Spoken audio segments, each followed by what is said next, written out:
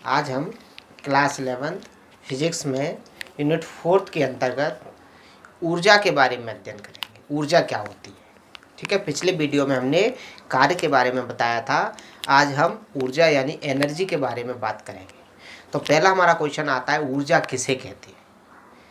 तो ऊर्जा का मतलब होता है कि किसी वस्तु के कार्य करने की क्षमता को ऊर्जा कहते हैं। यानी जिस वस्तु में कार्य करने की क्षमता है अर्थात उस वस्तु में ऊर्जा है, ठीक है। तो हम इसकी डेफिनेशन लिखेंगे। ऊर्जा किसी वस्तु के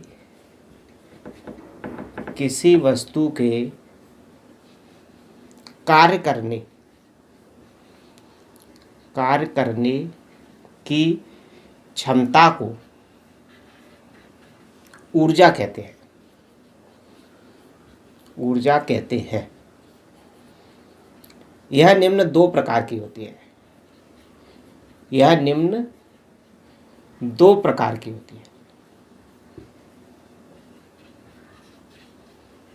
यहाँ पर हमारे सिलेबस में सिर्फ दो प्रकार की ऊर्जा है। नंबर 1 गतिज ऊर्जा, ठीक है, और नंबर 2 स्थितिज ऊर्जा। ठीक है। स्थितिज ऊर्जा यानी पोटेंशियल एनर्जी और गतिज ऊर्जा यानी काइनेटिक एनर्जी, ठीक है। तो किसी वस्तु के कार्य करने की क्षमता को ऊर्जा कहते हैं।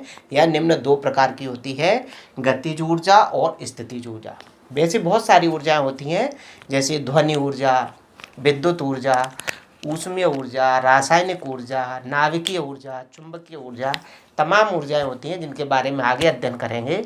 यहाँ पर हम सिर्फ दो ही ऊर्जाओं का अध्ययन करेंगे, ठीक है। तो पहला पॉइंट आता है हमारा गतिज ऊर्जा, काइनेटिक एनर्जी। गतिज ऊर्जा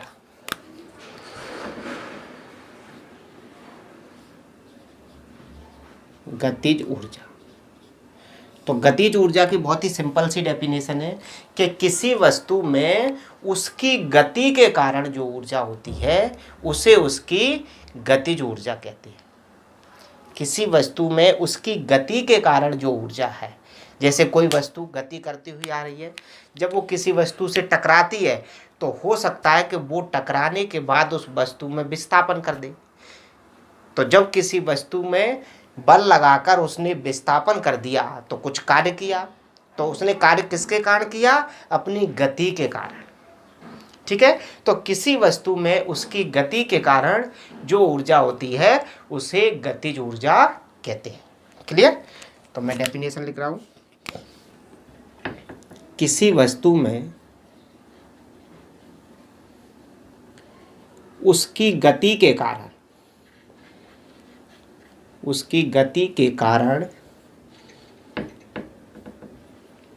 जो ऊर्जा होती है उसे उसकी गतिज ऊर्जा कहते हैं। गतिज ऊर्जा कहते हैं तथा इसे के ई, सिर्फ के से भी लिख सकते हैं। के का मतलब है काइनेटिक, ई का मतलब एनर्जी, तथा इसे के ई द्वारा प्रदर्शित करते हैं।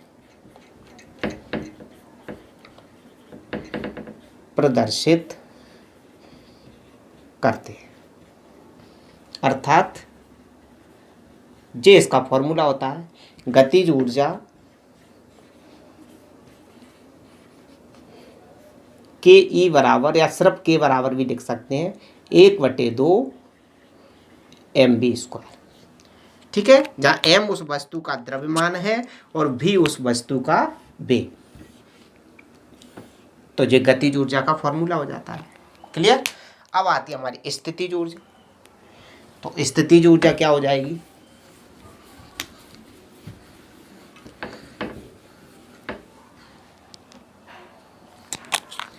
स्थितिज ऊर्जा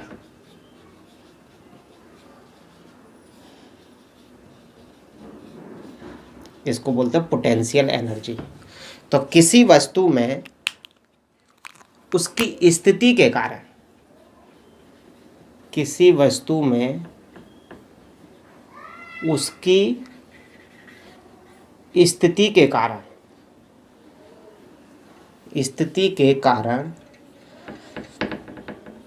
जो ऊर्जा होती है उसे स्थितिज ऊर्जा कहते हैं। स्थितिज ऊर्जा कहते हैं तथा इसे पीई यानी पोटेंशियल एनर्जी, तथा इसे पीई, ठीक है, कहीं कहीं इसको यूई से भी प्रदर्शित करते हैं, तथा इसे पीई द्वारा प्रदर्शित करते हैं।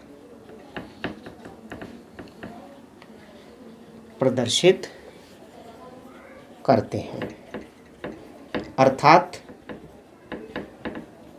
स्थितिज ऊर्जा बराबर स्थितिज ऊर्जा पीई बराबर, इसका फॉर्मूला होता है mgh। स्थितिज ऊर्जा का क्या फॉर्मूला होता है? mgh। यहाँ m क्या होता है? उस वस्तु का द्रव्यमान, g गुरुत्वीय त्वरण और h उस वस्तु की पृथ्वी तल से ऊंचाई। तो स्थितिज ऊर्जा का मतलब समझिए, जैसे मान लीजिए हमारी छत की जो टंकी है उसमें पानी है, तो अब उस पानी में ऊर्जा है, ठीक है, पृथ्वी से उसकी स्थिति जितनी अधिक है, जितनी अधिक ऊंचाई पर है, स्थिति का मतलब यहाँ पर ऊंचाई से लिया जाता है, तो उसकी स्थिति के कारण ही उसमें ऊर्जा है। क्योंकि जैसे ही हम नल को खोलते हैं नीचे, वो पानी अपने आप नीचे आता है। क्यों आता है? क्योंकि उसके अंदर स्थितिज ऊर्जा संचित है। वो ऊर्जा कहाँ से आई? वो ऊर्जा आई जब उस पानी को पृथ्वी तल से ऊपर ले गए, तो उस पानी पर बल लगाया, बल लगाने से विस्थापन हुआ मतलब कार्य हुआ, उस पानी पर कार्य किया गया। वह कार्य कहाँ गया? उस पानी में स्थितिज ऊर्जा के रूप में संचित हो गया। बल किसने लगाया? मशीन ने। जिस मशीन से उस पानी को ऊपर पहुँचाया, उसने पानी के ऊपर बल लगाया, बल लगाने से विस्थापन हुआ, जिससे उस पानी पर कार्य किया गया, और वो कार्य कहाँ पर संचित हो गया? उस पानी में स्थितिज ऊर्जा के रूप में। क्लियर? तो इस तरह हम समझ सकते हैं स्थितिज ऊर्जा और गतिज ऊर्जा। ओके,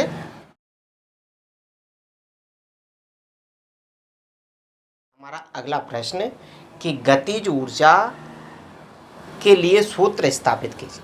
ठीक है, क्वेश्चन ऐसे भी आ सकता है, गतिज ऊर्जा किसे कहते हैं तथा इसके लिए सूत्र स्थापित कीजिए। तो गतिज ऊर्जा की डेफिनेशन तो अभी हमने पढ़ ली है, अब इसका फॉर्मूला ड्राइव करना है। ठीक है, तो क्या करेंगे? गतिज ऊर्जा के लिए व्यंजक स्थापित कीजिए। क्लियर? चलिए, गतिज ऊर्जा के लिए व्यंजक।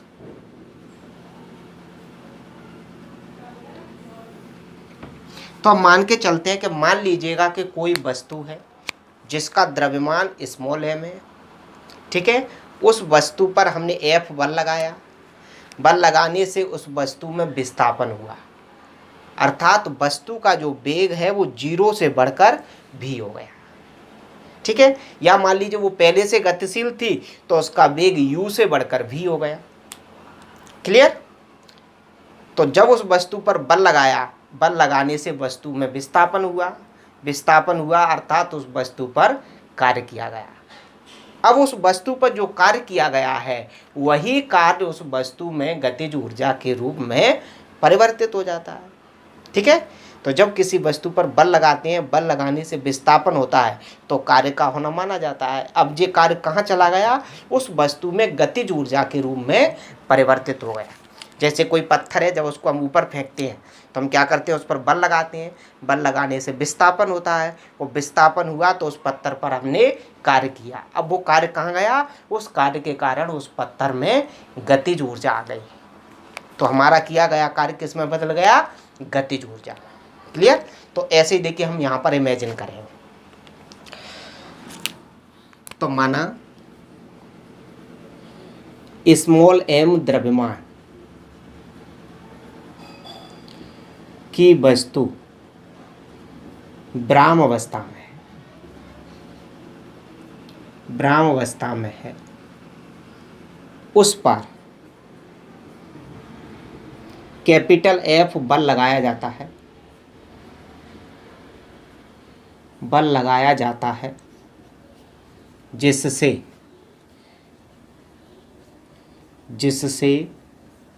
वस्तु में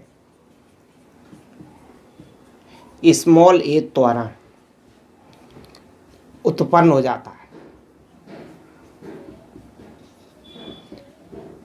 जाता है, तथा वस्तु s दूरी तय कर अंतिम वेग स्मॉल भी प्राप्त कर लेती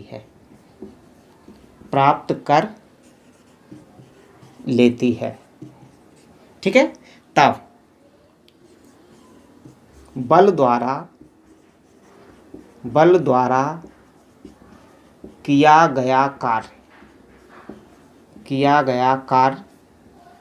W बराबर, कार्य बराबर क्या होता है, बल इंटू विस्थापन। समझ गए यहाँ तक? चलिए मैं इसके आगे लिख रहा हूँ, बल द्वारा किया गया कार्य W बराबर Fs, या इसी को मैं और आगे लिखूंगा तो क्या आ जाएगा, W बराबर, देखिए F बराबर होता है ma और S जैसे, F बराबर क्या होता है ma, तो इसकी जगह मैंने ma लिख दिया और ये समीकरण नंबर 1। ठीक है, अब गति के तृतीय समीकरण से,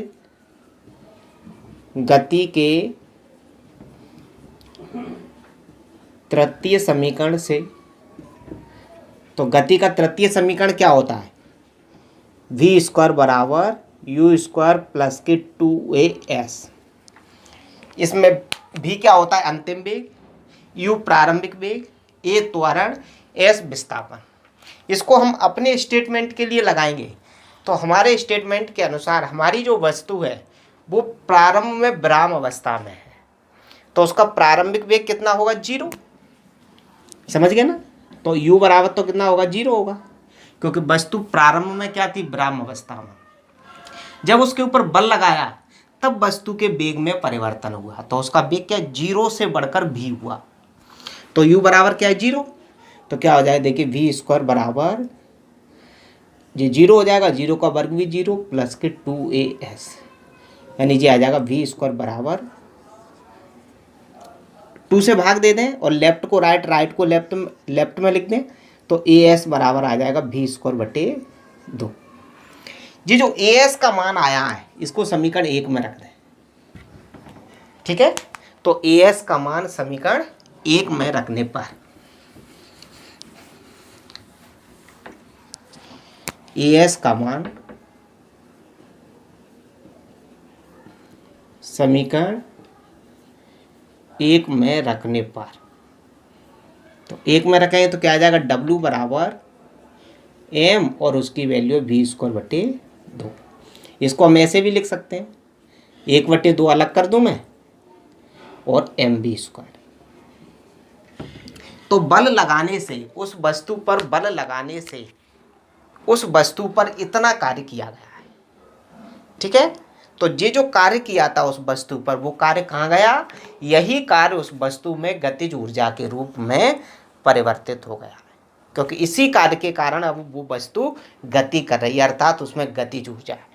ठीक है, तो नीचे लिख देंगे, यही किया गया कार्य वस्तु में गतिज ऊर्जा के रूप में परिवर्तित हो जाता है।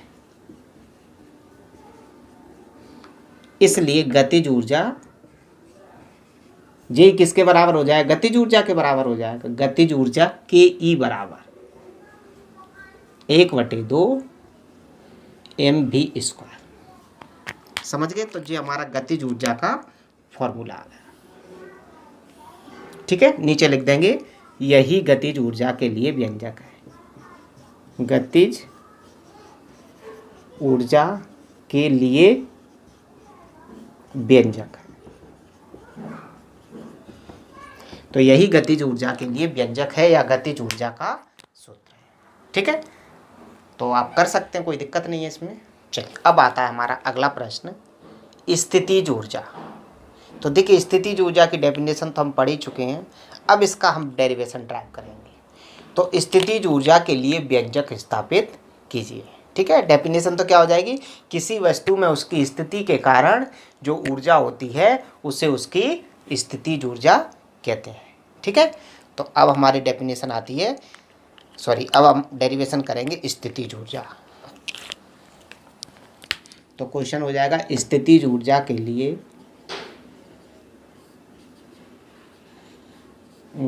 लिए व्यंजक स्थापित कीजिए। ठीक है, तो स्थितिज ऊर्जा के लिए व्यंजक, तो हम कल्पना करेंगे कि मान लीजिएगा कि कोई वस्तु है जिसका द्रव्यमान स्मॉल m है। उस वस्तु को हम पृथ्वी तल से बल लगाकर ऊपर के लिए उठाएंगे। तो बल लगाएंगे, तो बल लगाने से विस्थापन जो होगा वो उस वस्तु की ऊंचाई के बराबर होगा, क्योंकि नीचे से ऊपर उठा रहे हैं तो जो विस्थापन हो रहा है वही उसकी ऊंचाई कहलाएगी। तो बल लगाने से जो विस्थापन हुआ है अर्थात वस्तु पर कार्य किया गया है, यह कार्य कहाँ जाएगा, उस वस्तु में ऊर्जा के रूप में संचित हो जाएगा। जैसे सपोज कीजिए जो पेन में ज़मीन से ऊपर उठाया हुआ, तो मैंने कैसे उठाया, इनके ऊपर बल लगाया, बल लगाने से विस्थापन हुआ, मतलब मैंने इन पर कार्य किया। अब इस पे जो कार्य किया है वो कार्य कहाँ है, इसमें ऊर्जा के रूप में संचित है, क्योंकि जैसे ही इनको मैं छोड़ूंगा ये किधर जाएंगे, नीचे की तरफ जाएंगे। ठीक है, क्योंकि इनमें ऊर्जा है, उसी ऊर्जा के कारण ये नीचे की तरफ जाएंगे। क्लियर, ये ऊर्जा कहाँ से आई, उस कार्य से आई जो कार्य हमने इस पर किया। कार्य कैसे किया, गुरुत्वाकर्षण बल के विरुद्ध कार्य किया। गुरुत्वाकर्षण बल तो नीचे कार्य कर रहा था, लेकिन हमने उसके विरुद्ध में बल लगाकर इसको ऊपर लाए, तो गुरुत्वाकर्षण बल के विरुद्ध कार्य किया। ठीक है, तो चलिए माना स्मॉल m द्रव्यमान की वस्तु को कैपिटल F बल द्वारा पृथ्वी तल से स्मॉल h ऊंचाई ऊपर उठाया जाता है, तब बल द्वारा किया गया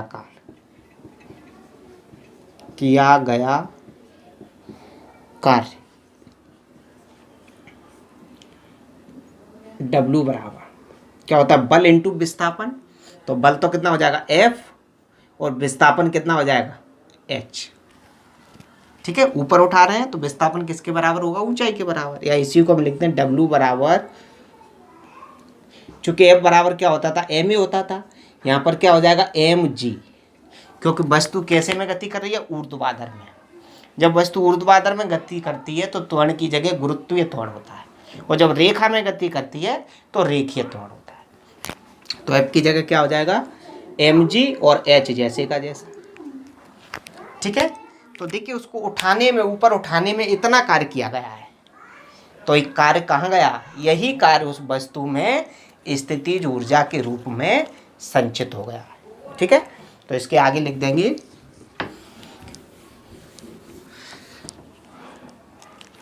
यही किया गया कार्य वस्तु में स्थितिज ऊर्जा के रूप में जो रूप लिखा हुआ है, रूप में संचित हो जाता है।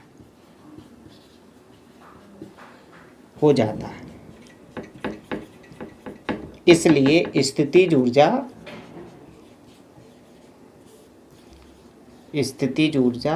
Pe बराबर क्या हो जाएगी, mgh। क्लियर,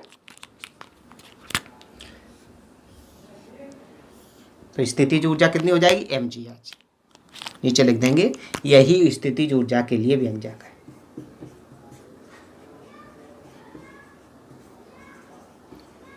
ऊर्जा के लिए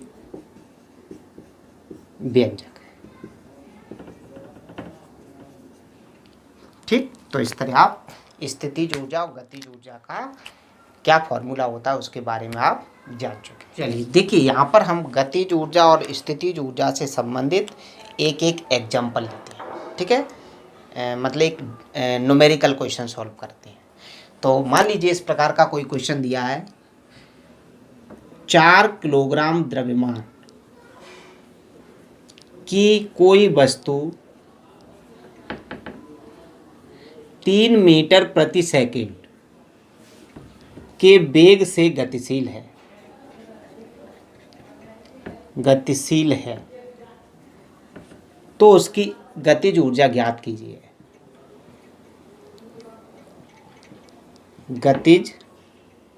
तो उसकी गतिज ऊर्जा ज्ञात कीजिए। ठीक है, तो देखिए उसकी गतिज ऊर्जा हम कैसे ज्ञात करेंगे। हमें इसमें कुछ दिया है, वस्तु का द्रव्यमान दिया है m बराबर 4 किलोग्राम, वस्तु का वेग दिया है v बराबर 3 मीटर प्रति सेकंड। उसकी गतिज ऊर्जा k बराबर ज्ञात करना है, या के ई बराबर ज्ञात करना है। के भी लिख सकते हैं हम। ठीक है, सीधा सीधा सूत्र लगा दें, के ई बराबर 1/2 mv² मान रख दें। तो के ई बराबर 1/2, m की वैल्यू 4 और v की वैल्यू 3 का स्क्वायर। इधर ही सॉल्व कर दूं तो 1/2 इंटू 4 और जे 3 का वर्ग करेंगे तो 9 हो जाएगा। 2 से जे कितनी बार कट जाएगा, 2 बार, और 9 दूनी 18। तो के ई बराबर कितना आ जाएगा, 18। ऊर्जा का मात्रक होता है जूल MKS पद्धति में, तो कितना इसका आंसर आ जाएगा, 18 जूल। अर्थात उस वस्तु की ऊर्जा कितनी होगी, 18 जूल। ठीक है, तो ऐसे यदि क्वेश्चन आ जाते हैं तो आप कर सकते हैं। एक मैं एग्जांपल ले रहा हूँ स्थितिज ऊर्जा से संबंधित।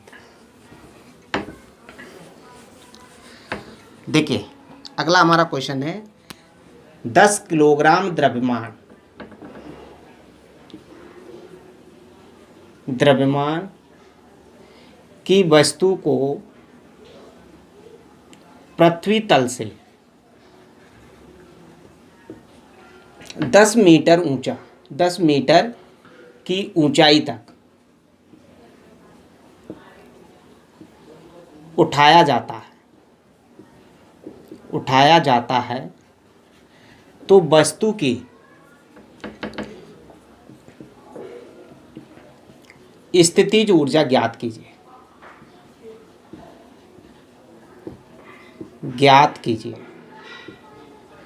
ठीक है, जी का मान दे दिया है सवाल में 9.8 मीटर प्रति सेकंड स्क्वायर, जी हमें दिया गया है। ठीक है, तो देखिए हम कैसे सॉल्व करेंगे इसको। सबसे पहले हमें क्या दिया है, वस्तु का द्रव्यमान दिया है m बराबर 10 किलोग्राम, कितनी ऊंचाई तक उठाया जाता है, तो h बराबर 10 मीटर, ऊंचाई भी 10 दी है। g का मान भी दे दिया है, g बराबर 9.8 मीटर प्रति सेकंड स्क्वायर। यदि हमें नहीं दिया जाता तो हम 9.8 भी मान सकते थे और 10 भी मान सकते थे। जब दिया है तो 9.8 ही मानेंगे। स्थितिज ऊर्जा हमें ज्ञात करनी है, तो Pe बराबर क्वेश्चन मार्क, सीधा सीधा फॉर्मूला लगा दें।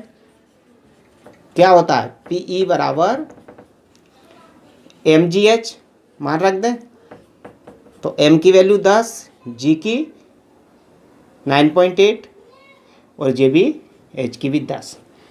Pe बराबर गुणा करेंगे तो देखिए 10 का 10 से करेंगे तो कितना हो जाएगा, 100, और 100 का 9.8 से गुणा करेंगे तो ये आ जाएगा 980 जूल। तो उस वस्तु की जो स्थितिज ऊर्जा होगी वो कितनी होगी, 980 जूल। तो ये सवाल हम कर सकते हैं। ठीक है। तो जिस मैंने दो छोटे से एग्जाम्पल लेके आपको समझाया कि स्थितिज ऊर्जा और गतिज ऊर्जा से संबंधित सवाल आएंगे तो कैसे कर सकते हैं, ठीक है। चलिए अब आता है हमारा अगला प्रश्न। संवेग तथा गतिज ऊर्जा में संबंध स्थापित कीजिए। हैं किसी वस्तु के संवेग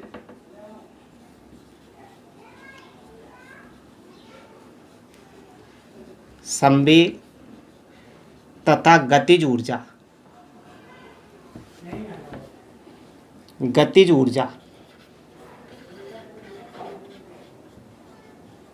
संबंध स्थापित कीजिए।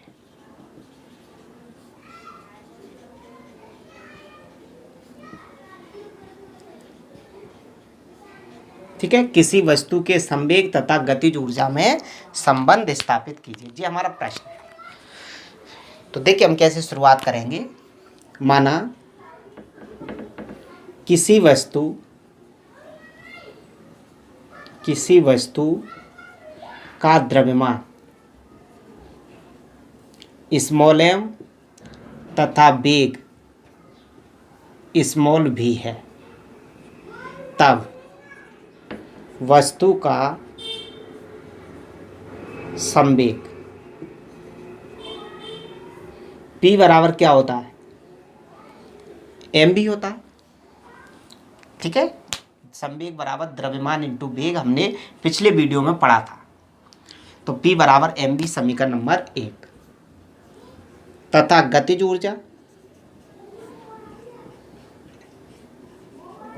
ऊर्जा इसको मैं k बराबर मान लूँ 1/2 mv²। ये फॉर्मूला हमें अभी पढ़ा था, सिर्फ हम k से भी मान सकते हैं। 2 का इधर गुणा कर दूं तो क्या आ जाएगा, 2k बराबर mv²। इस पूरे समीकरण में मैं m से गुणा कर दूं तो देखिए क्यों कर रहा हूं आप समझ जाएंगे। m से गुणा करने पर तो दोनों साइड गुणा करेंगे, तो इसमें करेंगे तो जो आ जाएगा 2mk, और इधर m का गुणा करेंगे तो m² हो जाएगा और v² पहले से। इसको हम ऐसे लिख दें 2mk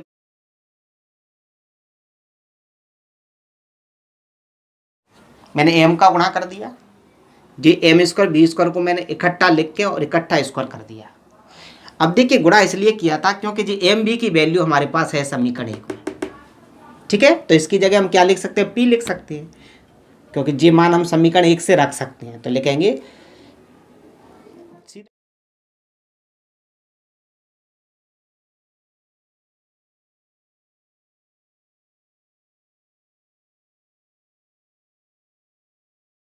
ये जैसे का जैसा p की यहाँ वैल्यू mv की वैल्यू रख दूं। mv की वैल्यू कितनी है, p, और जब वर्ग है तो वर्ग। लेफ्ट को राइट, राइट को लेफ्ट पे लिख दूं, वर्गमूल ले लें तो p बराबर क्या आ जाएगा, √2mk। समझ गए ना। तो ये हमारा किसी वस्तु के संवेग और गतिज ऊर्जा में अभिष्ट संबंध है, जे संवेग और जे गतिज ऊर्जा। नीचे लिख देंगे यही अभिष्ट संबंध है,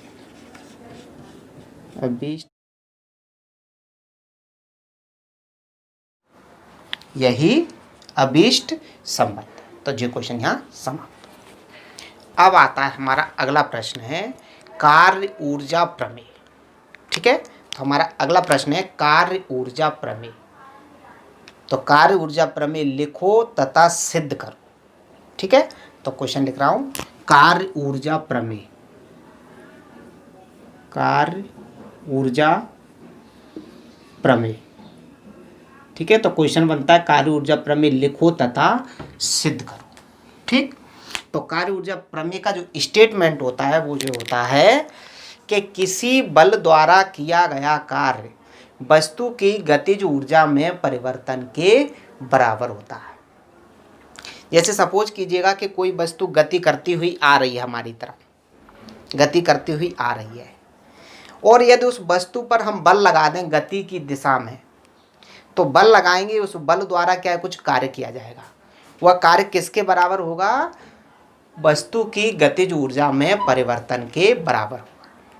यानी कि किसी वस्तु पर बल द्वारा किया गया कार्य उसकी गतिज ऊर्जा में परिवर्तन के बराबर होगा।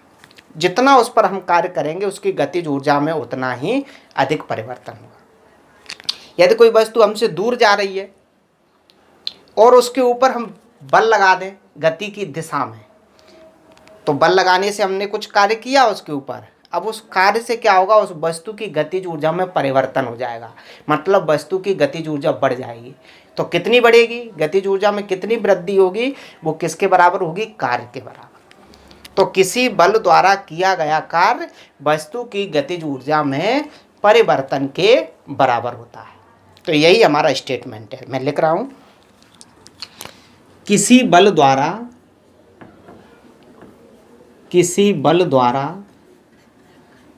किया गया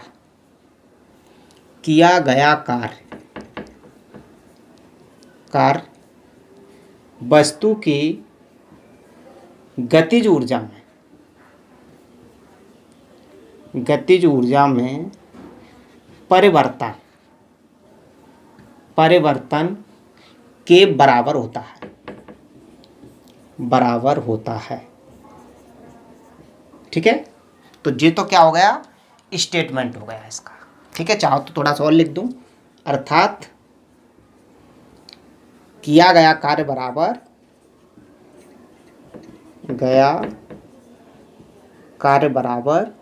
गतिज ऊर्जा में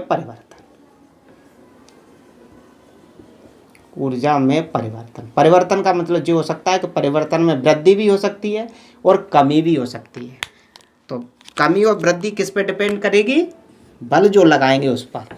यदि बल गति की दिशा में लगाएंगे तो वस्तु की गति में वृद्धि होगी, यदि बल हम गति की विपरीत दिशा में लगाएंगे तो वस्तु की गतिज ऊर्जा में कमी होगी। तो दोनों स्थितियों में परिवर्तन होगा।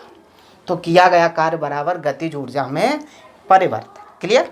अब इसको हम प्रूव करेंगे। तो ये तो हो गया इसका कथन, स्टेटमेंट। अब इसको सिद्ध करेंगे। उपपत्ति, हेडिंग बनाएंगे उपपत्ति या प्रूफ। उपपत्ति,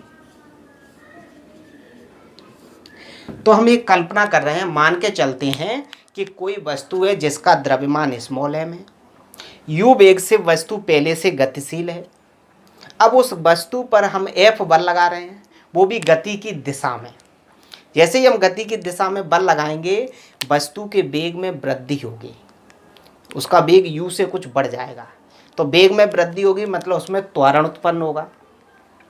त्वरण उत्पन्न होगा तो वस्तु का वेग u से बढ़कर कुछ और हो जाएगा, जिसको मैं v मान रहा हूँ। जब उसका वेग u से v होगा, उस बीच में कुछ वस्तु दूरी भी तय करेगी, उस दूरी को s मान रहे हैं। समझ गए ना, कि कोई वस्तु है जिसका द्रव्यमान m है, u वेग से किसी एक दिशा में जा रही है, वस्तु की दिशा में ही उस पर बल लगा दिया, बल लगाने से वस्तु के वेग में वृद्धि हो गई, मतलब उसमें त्वरण उत्पन्न हो गया, जिसके कारण वस्तु का वेग u से बढ़कर v हो गया। और जब उसका वेग u से v हुआ है, उस बीच में वस्तु ने कुछ दूरी तय की होगी, वो दूरी है हमारी s, अर्थात विस्थापन s। तो लिखेंगे माना स्मॉल m द्रव्यमान की वस्तु स्मॉल u वेग से गतिशील है, उस पर कैपिटल F बल गति की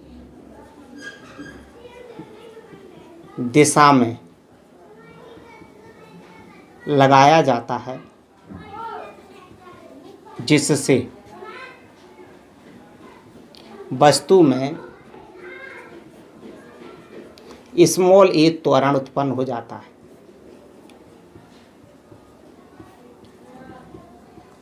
हो जाता है तथा वस्तु s दूरी तय कर अंतिम वेग स्मॉल v प्राप्त कर लेती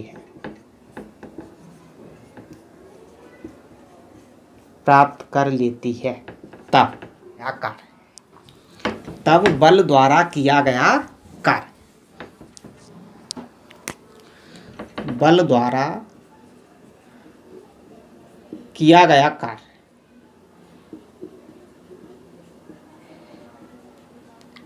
W बराबर क्या होता है, बल इंटू विस्थापन, या W बराबर F की जगह क्या हो जाएगा, चूंकि F बराबर m ही होता है, वस्तु एक रेखा में गति कर रही है तो A लेंगे, तो MAS समीकरण नंबर 1। ठीक है, अब वही फिर गति के तृतीय समीकरण से, अब गति के तृतीय समीकरण से तो आप जानते हैं v स्क्वायर बराबर u स्क्वायर प्लस के 2as। हम अपने कथन के लिए इसको लगाएंगे तो हमारी वस्तु का प्रारंभिक वेग कितना है u, तो प्रारंभिक वेग हो जाएगा u, हमारी वस्तु का अंतिम वेग कितना है v, तो अंतिम वेग भी हो जाएगा, त्वरण कितना a, विस्थापन कितना s, तो समीकरण पूरे का पूरा यही रहेगा। ठीक है, हमें as का मान निकालना है, तो क्या करूं मैं, इस u को लेफ्ट में ला रहा हूं, तो देखिए v स्क्वायर माइनस के u स्क्वायर बराबर 2as, 2 से भाग दे दूं तो क्या हो जाएगा, v स्क्वायर माइनस के u स्क्वायर बटे 2 बराबर as, या लेफ्ट को राइट, राइट को लेफ्ट में लिख दें, इधर लिख रहा हूँ, तो as बराबर कितना आ जाएगा, v स्क्वायर माइनस के u स्क्वायर बटे 2। ये जो as का मान आया है इसको हम समीकरण 1 में रख दें। ठीक है, तो as का मान समीकरण 1 में रखने पर देखिए as का मान समीकरण 1 में रखने पर तो क्या आ जाएगा, देखिए W बराबर m जैसे का जैसा, as का मान है v स्क्वायर माइनस के u स्क्वायर और पूरे के बटे 2, या W बराबर m का अंदर गुणा कर दें तो क्या आ जाएगा, m v स्क्वायर माइनस के m u स्क्वायर और बटे 2, 2 का अलग अलग भाग दे दें तो W बराबर m v स्क्वायर बटे 2 माइनस m u स्क्वायर बटे 2, या हम 2 को ऐसे लिख दें 1 बटे 2 m v स्क्वायर और माइनस 1 बटे 2 m u स्क्वायर। समझ गए, तो देखिए जी हमारा अंतिम वेग है तो जी अंतिम गतिज ऊर्जा हो गई, क्योंकि गतिज ऊर्जा का फॉर्मूला क्या होता है, का स्क्वायर, तो जी अंतिम वेग है तो जी अंतिम गतिज ऊर्जा हो गई, जी हमारी प्रारंभिक गतिज ऊर्जा हो गई। अंतिम गतिज ऊर्जा में से प्रारंभिक गतिज ऊर्जा को घटाएंगे तो क्या आएगा, गतिज ऊर्जा में परिवर्तन, तो जी क्या कहलाएगा, किया गया कार्य वस्तु की गतिज ऊर्जा में परिवर्तन के बराबर होता है, किया गया कार्य वस्तु की गतिज ऊर्जा में परिवर्तन के बराबर होता है, अर्थात अंतिम गतिज ऊर्जा में से प्रारंभिक गतिज ऊर्जा घटा रहे हैं, मतलब गतिज ऊर्जा में परिवर्तन। नीचे लिख देंगे यही कार्य ऊर्जा प्रमेय है, यही कार्य ऊर्जा प्रमेय है। ठीक है, तो जो क्वेश्चन हमारे यहाँ समाप्त होता है, बहुत इंपॉर्टेंट क्वेश्चन है जी, एग्जाम में आता है। ठीक है।